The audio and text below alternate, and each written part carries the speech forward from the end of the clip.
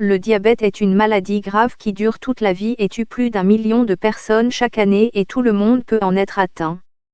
Il survient lorsque l'organisme ne parvient pas à traiter tout le sucre, glucose, présent dans le sang. Ces complications peuvent entraîner une crise cardiaque, un accident vasculaire cérébral, la cécité, une insuffisance rénale et l'amputation d'un membre inférieur. Et le problème ne cesse de s'aggraver, on estime que 422 millions de personnes vivent avec le diabète dans le monde, soit 4 fois plus qu'il y a 40 ans, selon l'Organisation mondiale de la santé, OMS. Malgré les risques, la moitié des personnes atteintes de diabète l'ignorent. Pourtant, un changement de mode de vie peut l'éviter dans de nombreux cas.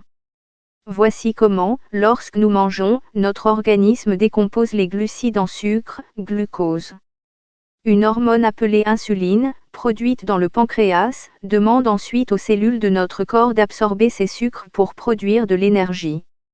Le diabète survient lorsque l'insuline n'est pas produite ou ne fonctionne pas correctement, ce qui entraîne une accumulation de sucre dans le sang. Dans le diabète de type 1, le pancréas cesse de produire de l'insuline, de sorte que le glucose s'accumule dans le sang. Les scientifiques ne savent pas exactement pourquoi cela se produit mais pensent que cela peut être influencé par la génétique ou résulter d'infections virales qui endommagent les cellules productrices d'insuline dans le pancréas. Environ 10% des personnes atteintes de diabète sont de type 1. Dans le cas du diabète de type 2, le pancréas ne produit pas assez d'insuline ou l'hormone ne fonctionne pas efficacement. Cela se produit généralement chez les personnes d'âge moyen et les personnes âgées, mais aussi chez les jeunes qui sont en surpoids et sédentaires, et chez les personnes de certaines ethnies, notamment sud-asiatiques.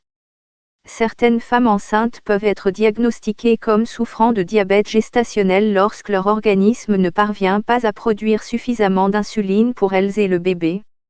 Différentes études utilisant des critères variables estiment qu'entre 6 et 16% des femmes enceintes développeront un diabète gestationnel.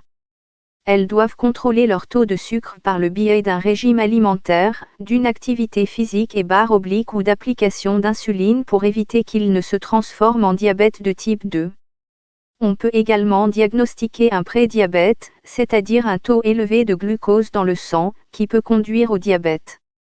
Les symptômes les plus courants sont les suivants, selon le National Health Service britannique. Dans le cas du diabète de type 1, les symptômes ont tendance à se manifester tôt dans l'enfance ou l'adolescence et sont plus graves.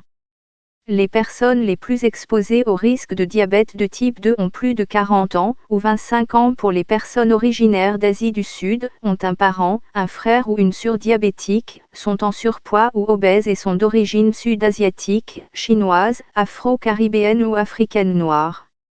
Le diabète dépend de facteurs génétiques et environnementaux, mais vous pouvez contribuer à contrôler votre taux de glycémie en adoptant une alimentation saine et un mode de vie actif.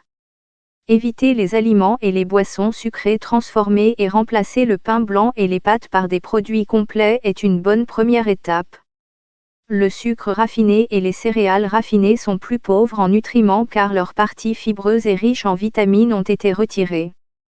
Il s'agit par exemple de la farine blanche, du pain blanc, du riz blanc, des pâtes blanches, des pâtisseries, des boissons gazeuses sucrées, des sucreries et des céréales pour petit déjeuner contenant du sucre ajouté. Une alimentation saine comprend des légumes, des fruits, des haricots et des céréales complètes. Il comprend également des huiles saines, des noix et des poissons gras riches en oméga-3, comme les sardines, le saumon et le maquereau. Il est important de manger à intervalles réguliers et d'arrêter de manger lorsque vous êtes rassasié. L'exercice physique peut également contribuer à réduire votre taux de glycémie. Le National Health System, NHS, britannique recommande 2,5 heures d'activité aérobique par semaine, ce qui peut inclure la marche rapide et la montée d'escalier. Un poids sain permettra à votre organisme de réduire plus facilement votre taux de glycémie.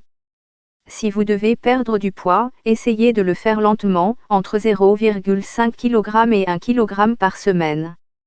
Il est également important de ne pas fumer et de surveiller votre taux de cholestérol pour réduire le risque de maladie cardiaque. Un taux élevé de sucre dans le sang peut sérieusement endommager les vaisseaux sanguins. si le sang ne peut pas circuler correctement dans votre corps, il n'atteindra pas les parties de l'organisme qui en ont besoin, ce qui augmente le risque de lésions nerveuses, perte de sensibilité et douleur, de perte de la vue et d'infection des pieds. Selon l'OMS, le diabète est une cause majeure de cécité, d'insuffisance rénale, de crise cardiaque, d'accidents vasculaires cérébraux et d'amputation de membres inférieurs. En 2016, on estime que 1,6 million de décès ont été directement causés par le diabète. Selon l'OMS, le nombre de personnes atteintes de diabète est passé de 108 millions en 1980 à 422 millions en 2014. En 1980, moins de 5% des adultes, de plus de 18 ans, étaient diabétiques dans le monde. En 2014, ce taux était de 8,5%.